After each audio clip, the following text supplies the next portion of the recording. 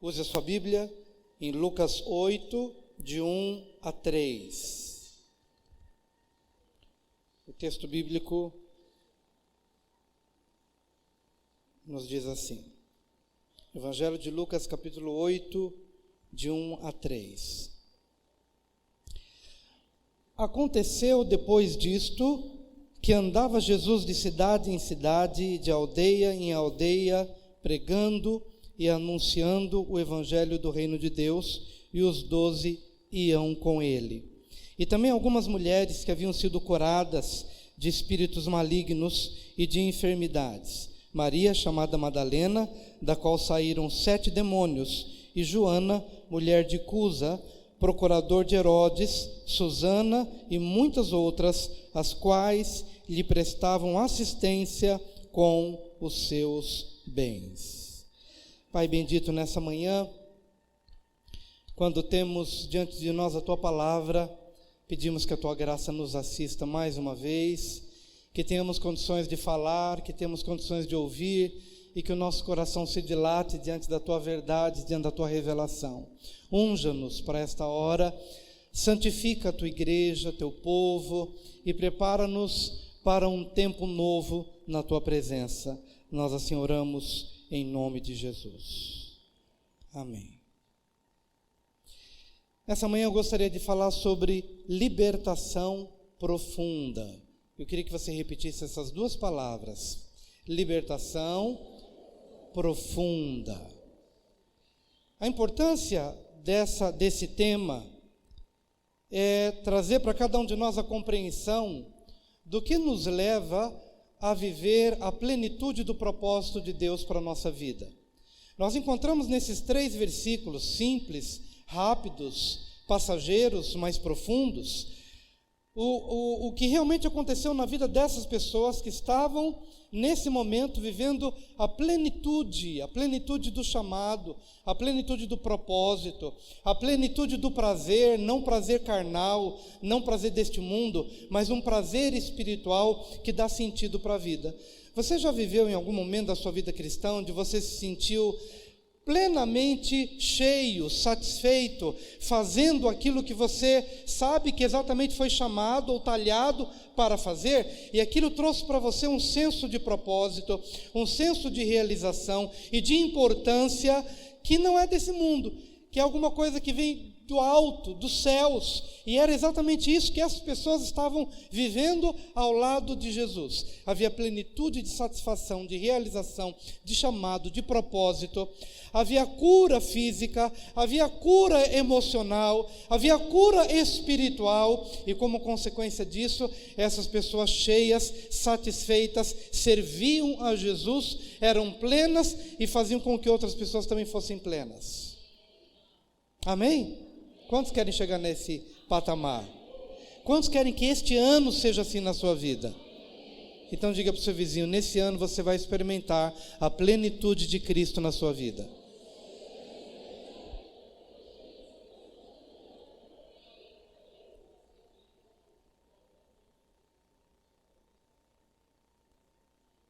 Não é apenas um chavão, é uma palavra profética para a sua vida, que nesse ano você vai viver a plenitude, mas atente, porque nada na nossa vida é por acaso. Se Deus profetiza, se há uma palavra profética, essa palavra vem com um poder de realização, mas você hoje precisa assimilar, abrir os seus ouvidos e o seu coração, para que esse patamar possa ser consequência de decisões que você toma, de percepções que você passa a ter. E nessa manhã eu quero falar sobre libertação profunda em 3 áreas. A primeira é a libertação de nós mesmos. Diga, libertação de nós mesmos. Isso quer dizer que você só experimentará a plenitude do chamado, do propósito, da realização, que faz com que você se sinta nessa dimensão de gozo, se em primeiro lugar você entender o que é libertar-se de si mesmo. Algo simples acontece logo aqui no comecinho do texto bíblico. Aconteceu depois disto, que andava Jesus de cidade em cidade, e de aldeia em aldeia, pregando e anunciando o evangelho do reino de Deus, e os 12 iam com ele. Libertar-me de mim mesmo. Todos nós fomos impactados pelo que aconteceu em Brumadinho. A cada dia aparece um vídeo diferente que mostra claramente o impacto dessa tragédia. Aquela lama chegando, aquele barro, aquela água, aquele negócio monstruoso chegando e as pessoas tentando escapar e vindo com ímpeto, e você vê de um lado, você vê do outro lado, você vê em todas as direções, e você não entende como aquilo pode ter acontecido. Uma tragédia. E logo depois do ocorrido, o pastor Caio Fábio gravou um vídeo chamando o povo: gente, vamos para Brumadinho. Não para tirar as pessoas que estão debaixo da lama, porque somente os especialistas vão conseguir fazer isso, mas é para tratar dos vivos, porque os vivos estão como zumbis. Eles andam de um lado para o outro, esperando a notícia de um filho, esperando a notícia do marido, esperando a notícia da esposa, esperando a notícia de alguém que eles sabem, que eles têm a convicção de que não conseguirão voltar mais. E ele faz um pedido: vamos para lá. Não apenas o profissional, o médico, ou o enfermeiro, ou o psicólogo, mas vamos lá, povo de Deus. Vamos para lá, gente que tem a esperança da vida eterna. Vamos para lá, pessoas que podem entrar nas casas e encontrar esses zumbis que a gente está falando aqui, mas é respeitosamente, pessoas que estão vivas, mas parte delas morreu naquela lama. Vamos para lá. Eu fiz a minha inscrição, pois a Vale me ligou dizendo: olha, eu recebi a sua ficha, mas você precisa entrar num outro canal, num outro portal, e eu fiz novamente a inscrição, e se chamarem, eu vou para lá. Eu vou para lá como crente, eu vou para lá como luz, eu vou para lá como alguém que quer dar um abraço, alguém que quer de alguma forma se envolver, alguém que de alguma forma quer se desprender de si para poder chorar o sofrimento do outro.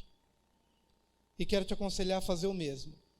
Se não é para Brumadinho, é entender o que Jesus quis ministrar ao coração dos 12 e daquelas mulheres que haviam sido libertadas de enfermidades e que haviam sido libertadas de demônios. Ele tomou essa turma e saiu do aconchego de Jerusalém, ou mesmo da Galileia, e a Bíblia diz que Jesus os levou de cidade em cidade e de aldeia em aldeia. Se não é para Brumadinho, onde nós encontramos ali pessoas que estão vivas, mas estão mortas na expectativa ou na desilusão por não encontrarem mais seus entes queridos, mas não dependemos de Brumadinho para que de alguma forma nós possamos nos desprender de nós mesmos.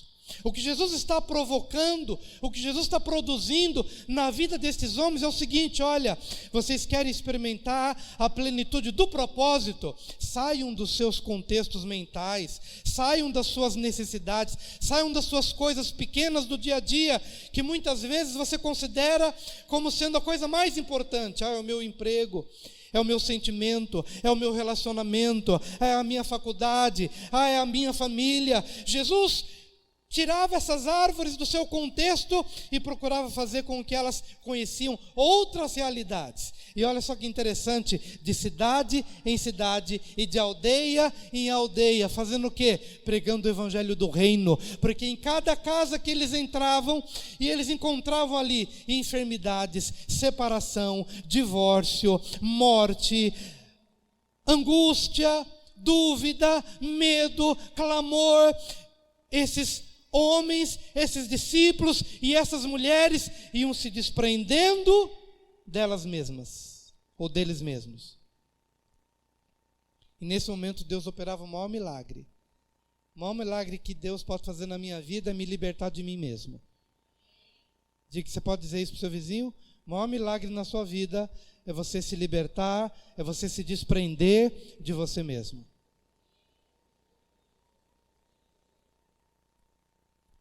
Esse é o maior milagre.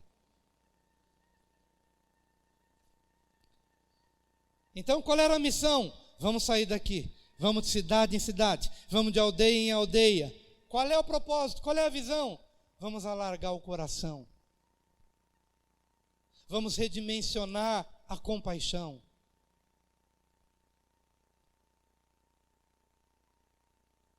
Vamos enlastecer, vamos abrir, vamos rasgar. Interessante quando a gente ouve o testemunho de quem vai lá para esses eventos do sertão. Ano passado, meus filhos foram. Esse ano a Julinha foi com a Giovana.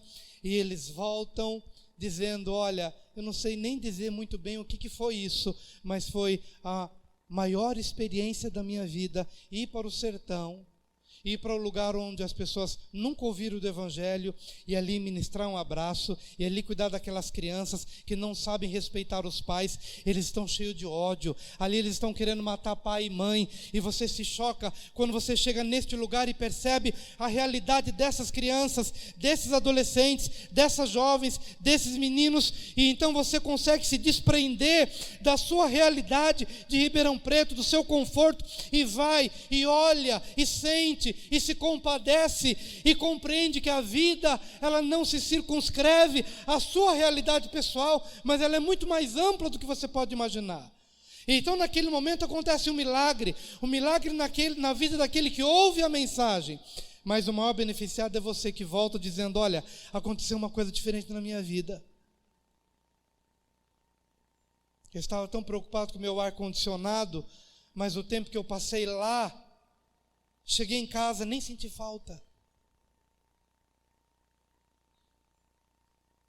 Eu estava preocupado com o bercinho do bebê que vai nascer, mas depois que eu voltei deste lugar, eu esqueci do bercinho. Não que você não vá comprar o bercinho, mas alguma coisa muito diferente aconteceu dentro de você. Meu amado, eu queria te estimular. Se não é para Brumadinho, mas amanhã, ao acordar, você vai fazer uma oração diante de Deus e dizer assim, Senhor, dá-me uma oportunidade nesta semana de eu experimentar o que os 12 experimentaram e o que essas mulheres experimentaram. Dá-me uma oportunidade, Senhor. Seja no meu local de trabalho, seja abrindo a minha casa. Senhor, dá-me uma oportunidade neste ano, de uma forma ou de outra, para ver esse milagre acontecendo na minha vida. Liberta-me de mim mesmo, do meu egoísmo, da minha visão pequena. Porque não quero partir deste mundo sem ter cumprido o propósito para o qual o Senhor me chamou. Quantos querem experimentar a plenitude do que Deus quer para a sua vida?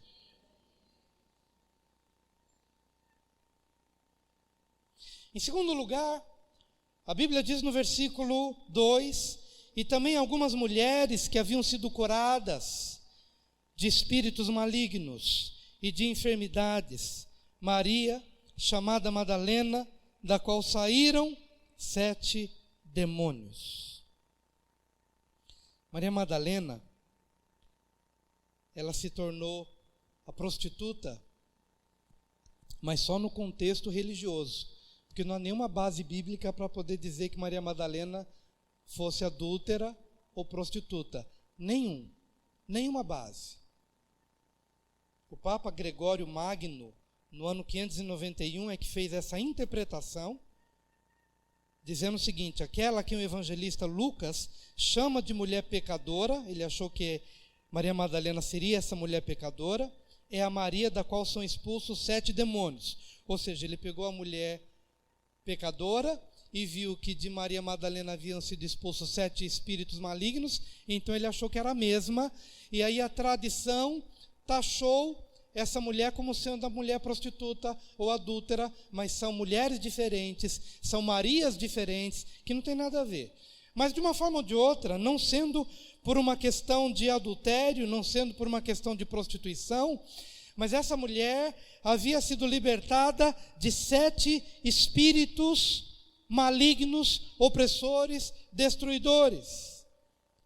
E é impossível a gente falar disso sem se lembrar daquele homem que acometido de espíritos malignos, fez a sua morada nos sepulcros. E quando temos tido a oportunidade de falar sobre isso, ninguém sai de casa pela manhã para morar no sepulcro de uma hora para outra. É um processo. É um abismo que vai chamando outro abismo. É um pecado que traz talvez uma desagregação familiar. É uma desagregação familiar que traz culpa, que traz condenação da sociedade. É um abismo que vai levando a uma solidão social, até que chega um momento em que a pessoa se sente à vontade apenas em um único lugar, no sepulcro, no cemitério, mas começou com um pecado, e se desenvolveu com uma culpa, e se desenvolveu com uma desagregação familiar, e foi passando, e foi se avolumando, e de um abismo a outro, de um passo a outro, de um processo a outro, a pessoa vai se degradando, a pessoa vai se desconstituindo, a pessoa vai fenecendo, a pessoa vai se desagregando na sua moral, na sua identidade, ela vai se perdendo. Maria Madalena provavelmente foi vítima, quem sabe, de um pecado inicial, para o qual não se arrependeu, mas aquilo foi um gatilho para um outro abismo, e talvez daquele abismo para um outro abismo.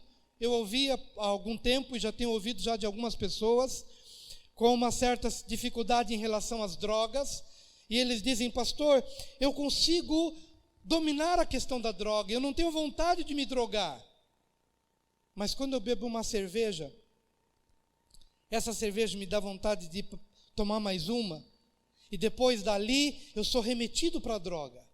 Ou seja, a cerveja é um gatilho. A Maria Madalena, acometida de 7 espíritos, quem sabe tenha começado em alguma coisa aparentemente tênue, aparentemente inofensiva, para a qual ela não se libertou, e de repente um abismo vai chamando um outro abismo. Do homem que de manhã está em casa, não é naquele mesmo dia que ele vai morar no sepulcro, mas ele vai passando por processos, e processos, e processos, e o diabo, que é o meu inimigo mortal, e ele é seu inimigo mortal. Presta atenção no que eu estou te dizendo agora. O diabo quer acabar com a sua vida. Por isso, hoje eu vim aqui para lhe dizer o seguinte: meu querido irmão, se você tem de perdoar alguém, perdoa hoje, porque o apóstolo Paulo diz: porque não ignoramos os seus ardis, não ignoramos os seus desígnios, os desígnios do diabo, que às vezes de uma situação de mágoa, o coração se fechou, e ali eu fico alimentando e remoendo, e dormindo com aquela pessoa, e acordando com aquela pessoa, até que num determinado dia, eu tomo uma decisão, talvez a decisão pior da minha vida, que é a decisão de manter aquela raiva, aquela mágoa, e naquele momento, a mágoa instaurada, a amargura, vai criando raízes, e de um abismo, vamos sendo remetidos a um outro abismo.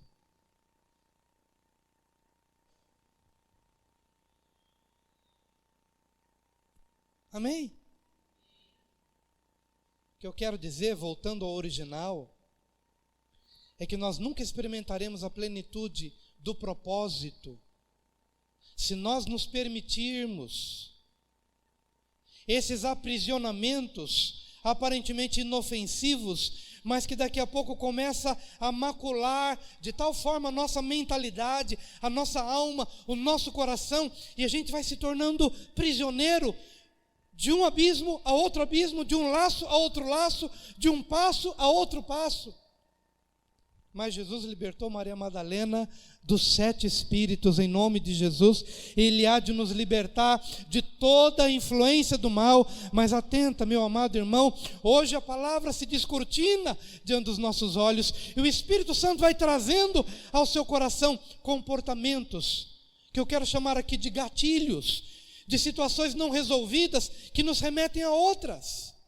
Eu já ouvi cada coisa. Pastor, eu consigo controlar a parte sexual, mas há uma parte da semana, há um determinado momento da semana, naquela hora que eu me sinto só, que eu me sinto isolado, há um momento, há um cair da tarde, num determinado dia da semana, em que eu me exponho à pornografia, em que eu me exponho a filmes, a imagens, e dali sou remetido a outros níveis. Hoje o que eu quero com essa palavra é lhe ajudar, pelo Espírito Santo de Deus, a identificar esses gatilhos, essas pontes que nos levam de um abismo a outro abismo e que fazem com que de alguma forma estejamos na condição anterior de Maria Madalena.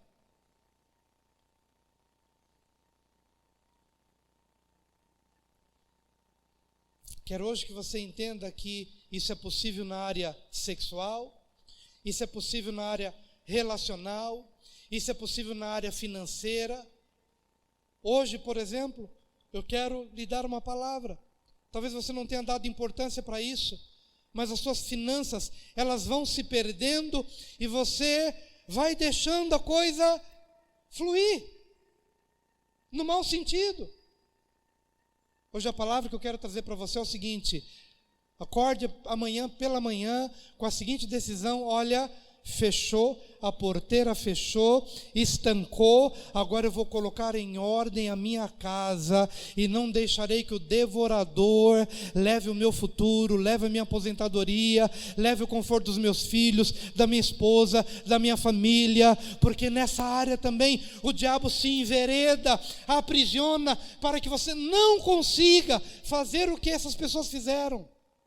Você vai perceber que no final dessa passagem estão lá Maria Madalena, Joana, Susana e outras mulheres que serviam ao Senhor com seus bens. Mas como servir ao Senhor com os bens, se os nossos bens acabam sendo penhorados por ações malignas de dívidas, de juros, de prisões financeiras? Por quê? Porque nós não nos posicionamos para dizer: chega, a partir de hoje minhas finanças pertencem ao Senhor. Você pode dizer isso para o seu vizinho: chega, as suas finanças pertencem ao Senhor.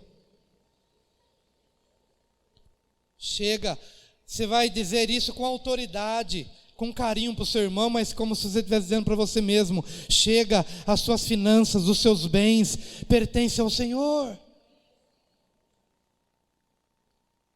Porque, amados, é muito fácil nos depararmos com situações semelhantes à de Maria Madalena.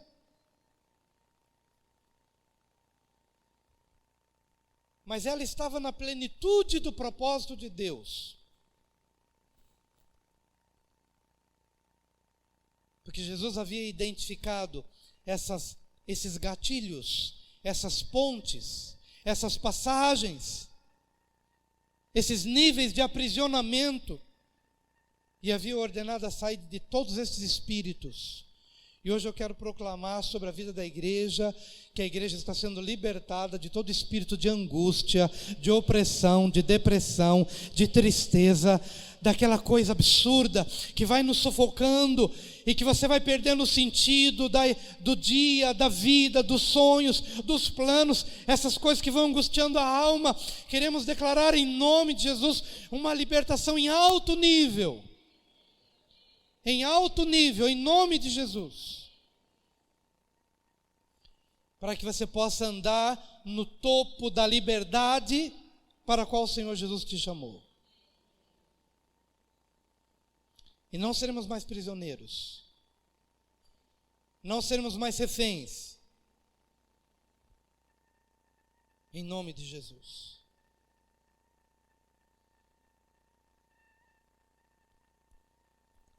Em último lugar, a libertação dos poderes deste mundo. Diga: libertação dos poderes deste mundo. Em segundo lugar, que eu não citei, é a libertação espiritual. É a libertação dos demônios, é a libertação das opressões espirituais, das quais nem sempre estamos conscientes, mas devemos atentar que esse mundo no qual nós vivemos, Jesus já havia dito: o mundo jaz no maligno. E Ele ora por nós dizendo: Pai, não peço que os tires do mundo, mas que os livres do mal. Todos os dias pela manhã eu oro a oração do Pai Nosso. E é uma parte da oração do Pai Nosso, a parte final, depois do pão nosso de cada dia, perdoa as nossas dívidas, assim como perdoamos a quem nos deve, e não nos deixes cair em tentação, mas livra-nos do mal. Todos os dias oro isso. Sabe por quê? Porque cair na tentação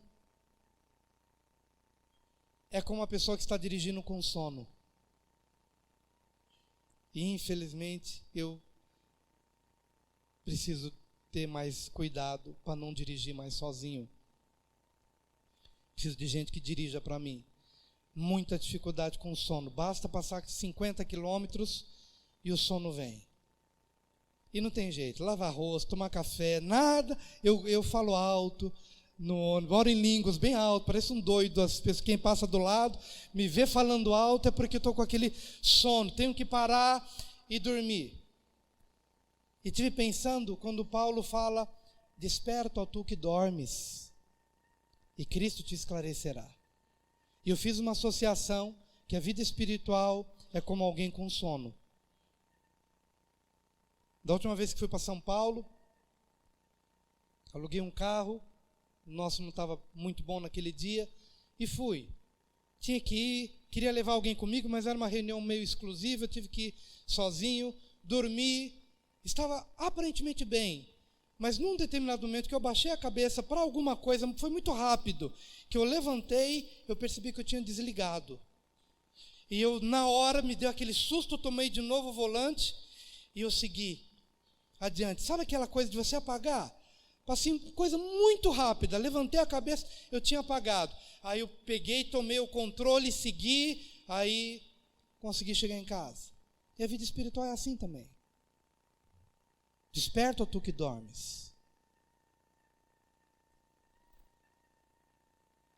Às vezes as coisas na nossa vida elas vão chegando tão sorrateiramente, você, espiritualmente falando, dá aquela piscada. Gente, se eu tivesse atento, eu não teria feito isso. Não teria falado isso. Não teria entrado por esse caminho. Mas o bom é que a gente sempre pega essas coisas para trazer para a vida da gente e se tornar mais sério, mais grave, mais atento, porque nós estamos em batalha espiritual. Mas Maria Madalena foi libertada dos 7 demônios. Mas em último lugar, libertação dos poderes deste mundo. O versículo 3, a Bíblia diz: e Joana, mulher de Cusa, procurador de Herodes, Susana e muitas outras, as quais lhe prestavam assistência com os seus bens. Libertação dos poderes deste mundo. E Joana, mulher de Cusa, procurador de Herodes. Interessante quando a Bíblia dá muito destaque a uma coisa, monta a guarda ali e veja. Não era uma mulher qualquer. Era uma mulher que teve que experimentar um poder de libertação profundo. A Bíblia diz que essas mulheres ou foram libertadas de demônios ou de enfermidades. Talvez Joana tenha sido curada de alguma enfermidade, ou mesmo de algum espírito mau, não sabemos ao certo. Mas ela havia experimentado o poder de Deus. Mas além de uma situação pessoal, ela era mulher de alguém que era procurador de Herodes. Então você já fica pensando, queridos, numa autoridade. Para um pouquinho para pensar o que foram essas eleições do Senado, ali da Câmara. Para um pouquinho para pensar quanto lixo há na política na nossa nação. Você parou para pensar nisso? Quanto descaramento, quanta mentira, quanta opressão. Como é difícil você ter que de alguma forma lidar com isso e sentir que você não pode cair nessa lama. O que aconteceu lá em Brumadinho é tão somente reflexo dessa lama nos corações há muitos anos. É uma questão política, é uma coisa antiga, e tem muita gente com as mãos sujas de sangue. Como Herodes tinha as mãos sujas de sangue, e talvez Joana tenha sido testemunha de que por meio de Herodes, João Batista morrera, e quem sabe ela, esposa de Cusa, procurador de Herodes, não tenha presenciado isso, não tenha se entristecido com isso, não tenha sido de alguma forma aliciada ou numa tentativa de aliciamento da família, até que ela conhece Jesus e ela se desprende dessa podridão para viver a plenitude em Cristo Jesus. Libertar-se do poder do mundo, libertar-se do poder da fama, do poder político, do poder da ostentação, do poder da glória deste mundo que o diabo ofereceu para Jesus. Se você prostrado me adorar, eu te dou os reinos. Estava ali a mulher de Cusa, procurador de Herodes, mas que de alguma forma lá no seu coração ela pôde fazer uma separação. A glória deste mundo proposta para o meu marido, que trabalha para Herodes, nesse mundo podre, ou servir a esse homem cujo reino não é deste mundo, é dos céus, e então ela toma uma decisão: eu vou servir a Jesus, e aquilo que eu tenho e que Deus me deu, eu vou colocar à disposição dele. Talvez você hoje se sinta um pouco distante disso, porque não está envolvido com política, mas meu querido, eu quero hoje que você possa de alguma forma pensar assim, porque se você é um médico e trabalha no hospital, esse poder de corrupção também está lá. Se você é um professor, está numa escola, esse poder da imoralidade também está lá. Você está numa empresa, seja ela qual for, esse poder trafega por ali, e de uma forma ou de outra, todos nós estamos diante de Herodes ou Cristo. A quem nós vamos escolher? No seu contexto, no meu contexto de vida, todos nós temos diante de nós Herodes ou Cristo, os valores deste mundo ou os valores do mundo vindouro.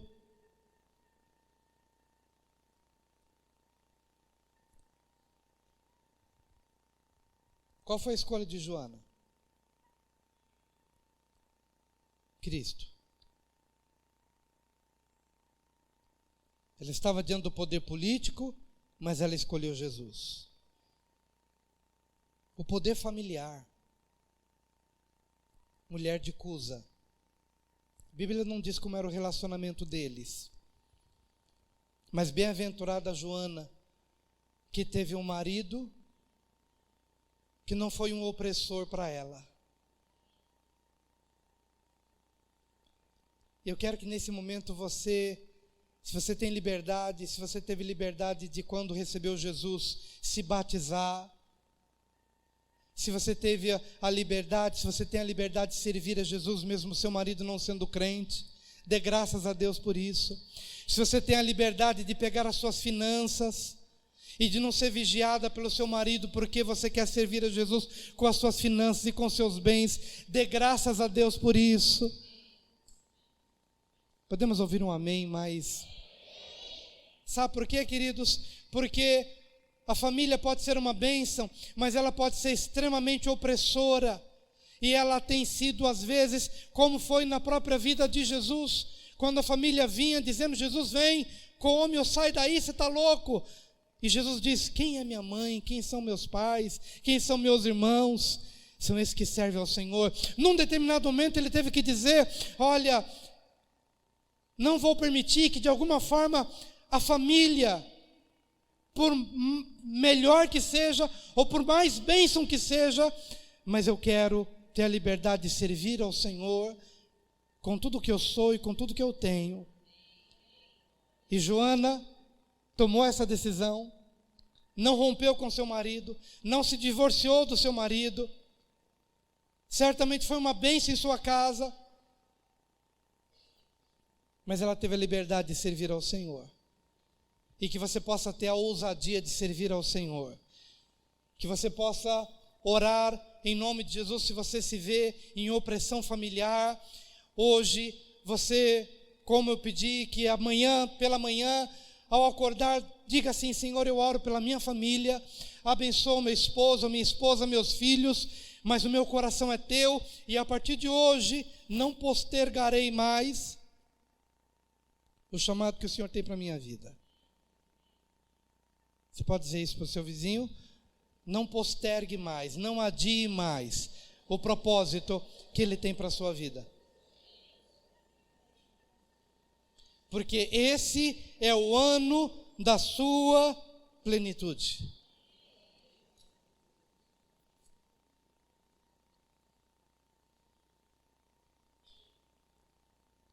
Três poderes: o poder político, o poder familiar e o poder econômico.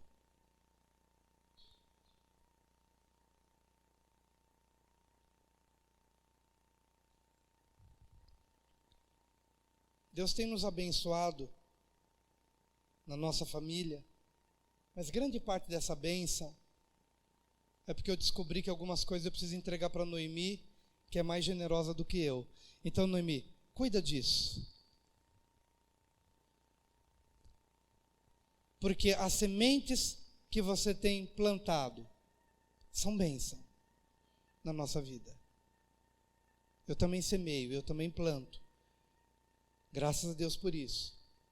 Mas como eu estou destacando Joana, quanto Cusa, procurador de Herodes, não foi abençoado porque Joana captou.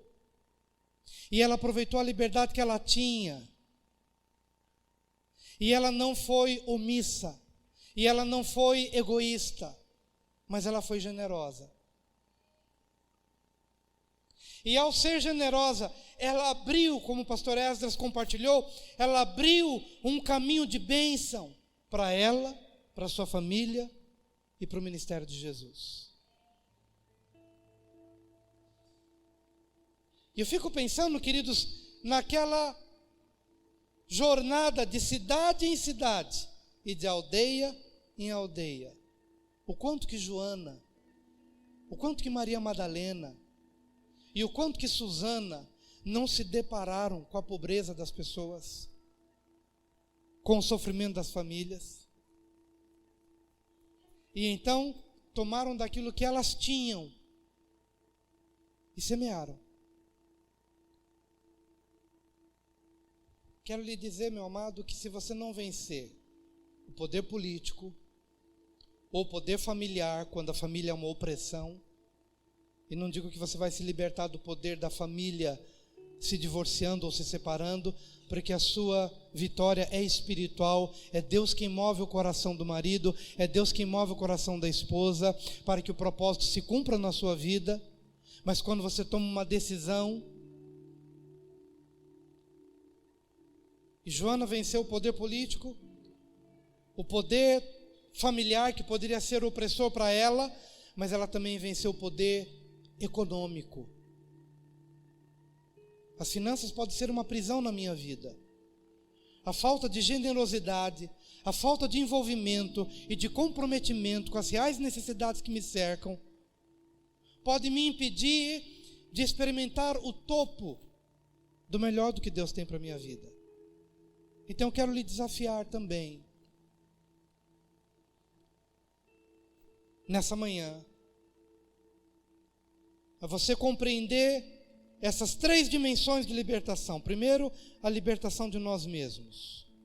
Em segundo, a libertação espiritual.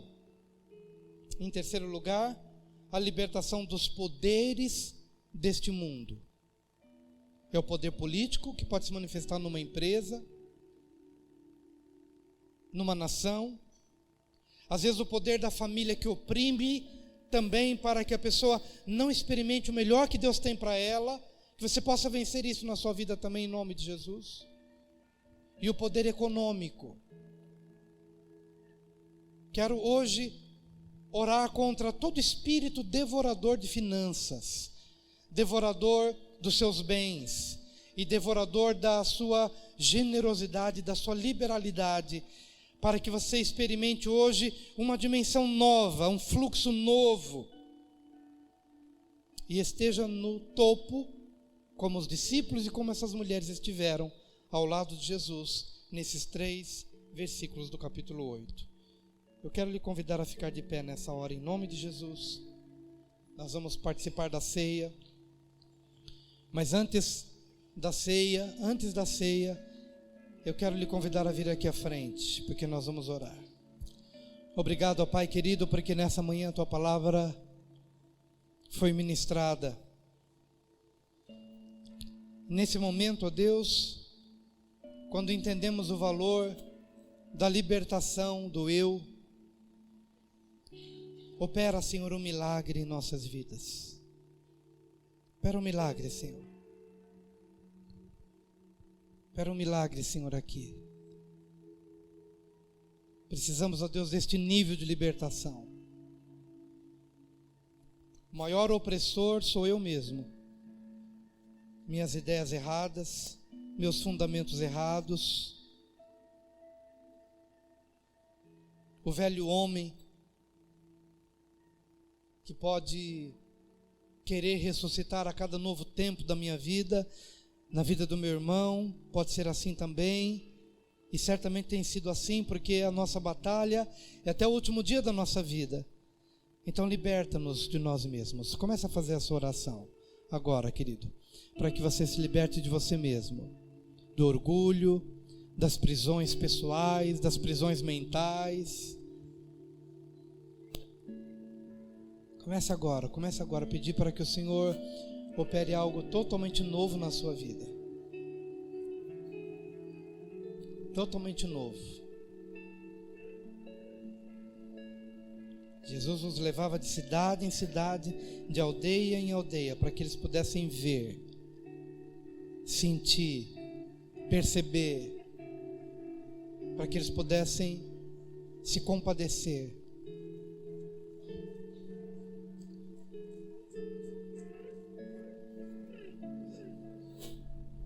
Em nome de Jesus, Senhor. Muitas vezes estamos tão apáticos e tão distantes. Aquece o meu coração nessa manhã, Senhor, e o coração do meu irmão e da minha irmã. E agora, Pai, nós clamamos pela libertação espiritual.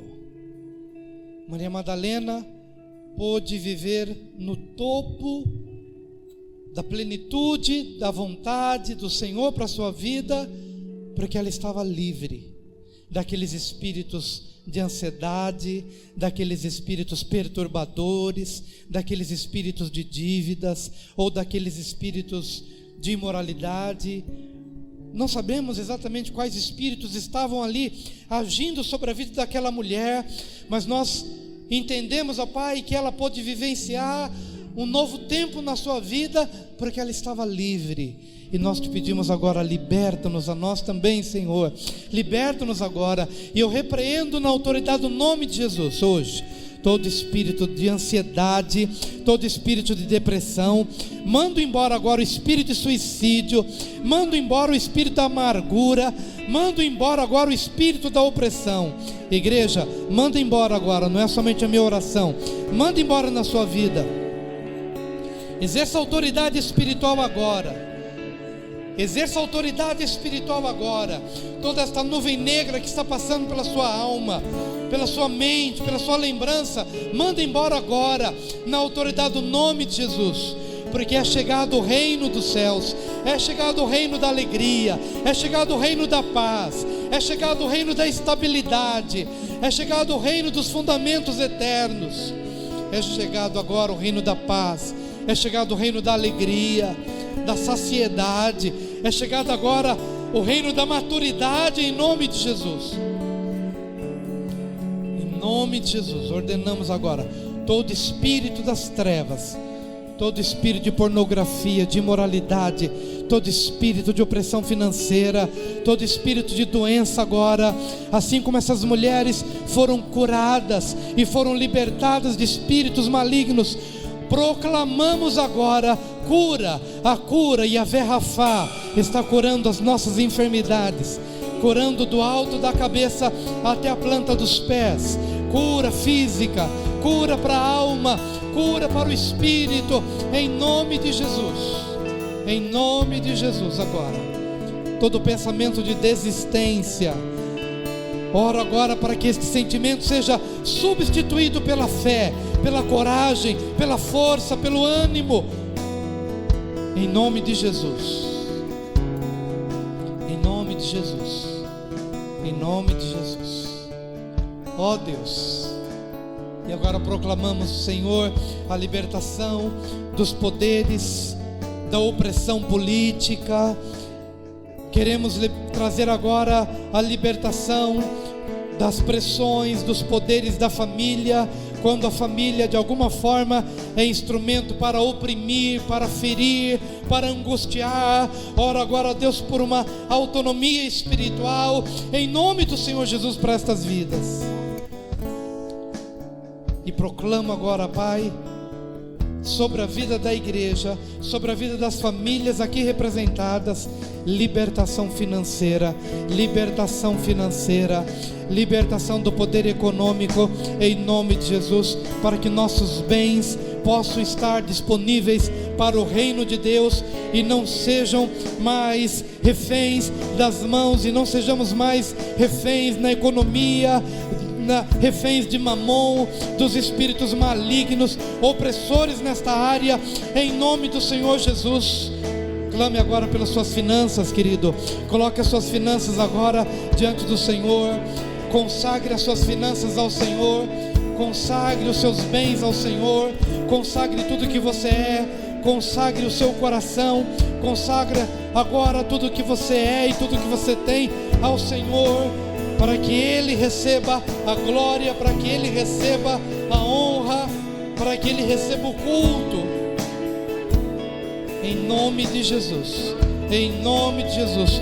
Toda opressão nesta área, na área financeira, caia por terra agora, em nome de Jesus, e que possa brotar agora o espírito da liberalidade, o espírito da generosidade, em nome do Senhor Jesus, e que de cidade em cidade, de aldeia em aldeia, possamos ser instrumentos de vida, de consolo.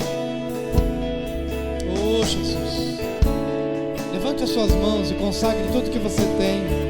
Oh aleluia, Senhor, tudo é teu, tudo é teu, Senhor. Minha vida é tua, meus bens são teus, minha saúde é tua.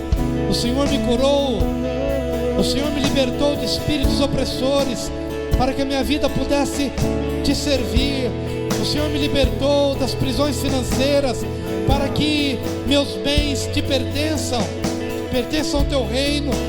Senhor, queremos viver na plenitude do que o Senhor tem para as nossas vidas, em nome do Senhor Jesus. Oh, aleluia. A igreja pode baixar as mãos agora, porque eu quero que levante a mão somente aquele que está hoje entregando o seu coração para Jesus. Hoje vai ser um marco na sua vida. Sua vida a partir de hoje nunca mais será a mesma. Então não tenha vergonha de levantar a mão. Se você hoje está dizendo sim ao Senhor Jesus, e se hoje você está dizendo sim ao reino dele, para que esse reino de paz, de alegria, onde ele domina, onde ele é o Senhor, há de ser estabelecido na sua vida. Então, se hoje você está entregando o seu coração para Jesus, levante a sua mão, porque eu quero orar em seu favor. Veja as suas mãos. Muitas vidas. Eu quero orar por vocês. Por gentileza, não tenham vergonha. Eu quero orar por vocês. Então, por gentileza, saiam dos seus lugares, venham aqui. Eu quero orar por vocês agora. O Senhor há de marcar a sua história, marcar a sua vida. Pode deixar o seu lugar, vem aqui, eu quero orar por você. Muitas vidas levantaram as mãos. Hoje é um dia novo para essas pessoas, e nós nos alegramos. Vem. Hoje é um dia novo na vida dessas pessoas. A igreja vai manifestar muito amor, muito carinho por eles, porque esse não é um momento de religiosidade, é um momento de evangelho. O evangelho é coração, é abraçar, é sentir. Então, feche seus olhos, repitam após mim nesse momento: Senhor Jesus, nessa manhã eu ouvi a tua voz e eu compreendi que o teu reino é libertador, e nessa hora eu recebo a libertação para o meu coração, para a minha alma, para o meu corpo. Havendo vícios na minha vida, eu creio que no poder do Teu Espírito, esses vícios serão vencidos, e que o poder do Espírito se manifestará na minha vida, para que eu viva a plenitude do que o Senhor tem para a minha vida. Recebo a Jesus como meu Senhor e meu Salvador pessoal para todos os dias da minha vida, em nome de Jesus. Então agora é a hora que a gente vai abraçar esse povo que está aqui à frente, com muita alegria.